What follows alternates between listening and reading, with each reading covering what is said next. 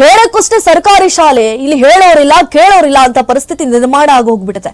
ಸರ್ಕಾರಿ ಶಾಲೆಯಲ್ಲಿಲ್ಲ time table. Ballari ಜಿಲ್ಲೆ ಯಮಗ್ನೂರು ಸರ್ಕಾರಿ ಶಾಲೆಯಲ್ಲಿ ಶಿಸ್ತು ಭಂಗ ಆಗಿ ಹೋಗ್ಬಿಟ್ಟಿದೆ. ಶಿಕ್ಷಕಿ ವಿದ್ಯಾವತಿ ಪ್ರತಿದಿನ ಶಾಲೆಗೆ 11:45ಕ್ಕೆ ಆರಾಮಾಗಿ ಬರ್ತಾಳಂತೆ.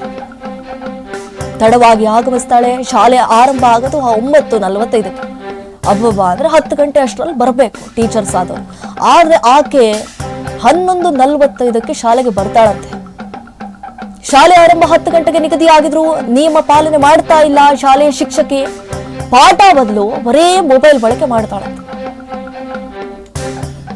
ಮಕ್ಕಳನ್ನ ಶಾಲೆ ಕಳಿಸಿದ್ರೆ ನೋ ಯೂಸ್ ಅಂತ ಹೇಳಿ ಪೋಷಕರು ಕೂಡ ಆಕ್ರೋಶವನ್ನ ಹೊರಹಾಕ್ತಿದ್ದಾರೆ. ಪಾಠ ಮಾಡೋದೇ ಇಲ್ಲ. ಓಕೆ, 11:45ಕ್ಕೆ ಬರ್ತಾರೆ. ಓಕೆ, ಅಟ್ಲೀಸ್ಟ್ ಪಾಠ ಆದ್ರೂ ಮಾಡ್ತಾರಾ? ಇಲ್ಲ, ಬರೀ ಮೊಬೈಲ್ ಅನ್ನ ಯೂಸ್ ಮಾಡ್ತಾರಂತೆ. ಪೋಷಕರು ಕೂಡ ಆಕ್ರೋಶವನ್ನ ಹೊರಹಾಕ್ತಿದ್ದಾರೆ. ಬಿಇಒ ಮತ್ತು STMC ಸದಸ್ಯರು ಸಹ ನಿರ್ಲಕ್ಷ್ಯ ಮಾಡ್ತಿದ್ದಾರೆ. ಪೋಷಕರು ಪ್ರತಿ ಬಾರಿ ಈ ರೀತಿಯಾಗಿ ಟೀಚರ್ಸ್ ಮಾಡ್ತಾ ಇದ್ದಾರೆ ಅಂತ ಹೇಳಿ ಕಂಪ್ಲೇಂಟ್ ಮಾಡಿದ್ರು ಕೂಡ ಇದಕ್ಕೆ ಡೋಂಟ್ ಕೇರ್ ಅಂತಿದಾರಂತೆ.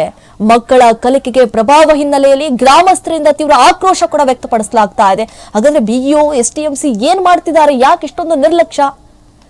ಮಕ್ಕಳ ಕಲಿಕೆಗೆ ಪ್ರಭಾವ ಹಿನ್ನೆಲೆ ಗ್ರಾಮಸ್ಥರಿಂದ ತೀವ್ರ ಆಕ್ರೋಶ ಕೂಡ ಹೊರಹಾಕಲಾಗ್ತಾ ಇದೆ. ಪ್ರಶ್ನೆಯನ್ನ ಕೇಳೋರಿಲ್ಲ, ಹೇಳೋರಿಲ್ಲ, ಬೇಕಾದಾಗ ಬರೋದು. ಅಟ್ಲೀಸ್ಟ್ ಪಾಠ ಮಾಡ್ತಾರಾ? ಅದೂ ಇಲ್ಲ.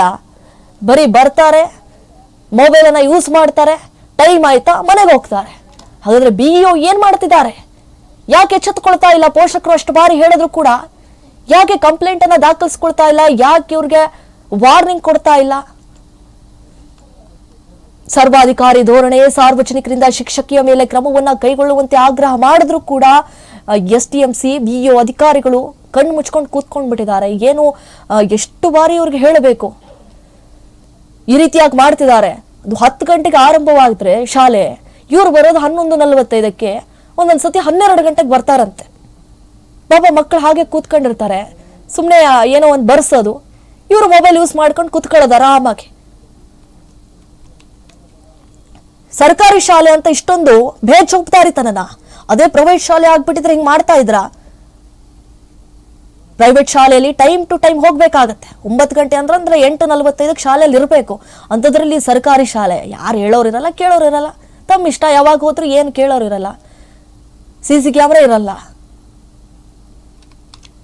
ಸೊ ಅಲ್ಲಿರುವಂತಹ ಪೋಷಕರು, ಸ್ಥಳೀಯರು ಆಗ್ರಹಿಸಿದ್ದಾರೆ. ಈ ಶಾಲೆಯ ಶಿಕ್ಷಕಿ ವಿರುದ್ಧ ಕಂಪ್ಲೇಂಟ್ ಅನ್ನ ದಾಖಲಿಸಿದ್ರು ಕೂಡ ಯಾಕೆ ಬಿಇಒ ಅಧಿಕಾರಿಗಳು ಕಂಪ್ಲೇಂಟ್ ಅನ್ನ ರಿಜಿಸ್ಟರ್ ಮಾಡ್ಕೊಳ್ತಾ ಇಲ್ಲ, ವಾರ್ನಿಂಗ್ ಕೊಡ್ತಾ ಇಲ್ಲ? ನೋಡಿ, ದೃಶ್ಯದಲ್ಲಿ ಗಮನಿಸ್ತಾ ಇದೀವಿ. ಆರಾಮಾಗಿ ನಿಂತ್ಕೊಂಡು ಶಾಲೆಯ ಶಿಕ್ಷಕಿ ಆದವ್ರು ಮಕ್ಕಳಿಗೆ ಪಾಠ ಕಲಿಸ್ಬೇಕು. ಅಂಥದ್ರಲ್ಲಿ ಮೊಬೈಲಲ್ಲಿ ನೋಡ್ಕೊಂಡು ಬ್ಯುಸಿ ಆಗಿಬಿಟ್ಟಿದ್ದಾರೆ ಟೀಚರ್. ಶಾಲೆ ಆರಂಭ 10 ಗಂಟೆ ನಿಗದಿ ಆಗಿದ್ರು ಕೂಡ ಸರಿಯಾಗಿ ರೂಲ್ಸ್ ಅಂಡ್ ರೆಗ್ಯುಲೇಷನ್ ಫಾಲೋ ಮಾಡ್ತಾ ಇಲ್ಲ ಅಂತಂದ್ರೆ ಇಂತಹ ಶಿಕ್ಷಕಿಯರು ಶಾಲೆಗೆ ಬೇಕಾ? ಫಸ್ಟ್ ಇಂಥವ್ರನ್ನ ಡಿಸ್ಮಿಸ್ ಮಾಡಬೇಕಾಗತ್ತೆ ಶಾಲೆಯಿಂದ. ಪಾಪ ಕೆಲ ಟೀಚರ್ಸ್ಗಳು ಗೌರ್ಮೆಂಟ್ ಜಾಬ್ ಬೇಕು ಅಂತ ಹೇಳಿ ಬಡ್ಕೋತಾ ಇರ್ತಾರೆ, ಸಾಕಷ್ಟು ಪ್ರಯತ್ನ ಮಾಡ್ತಿರ್ತಾರೆ.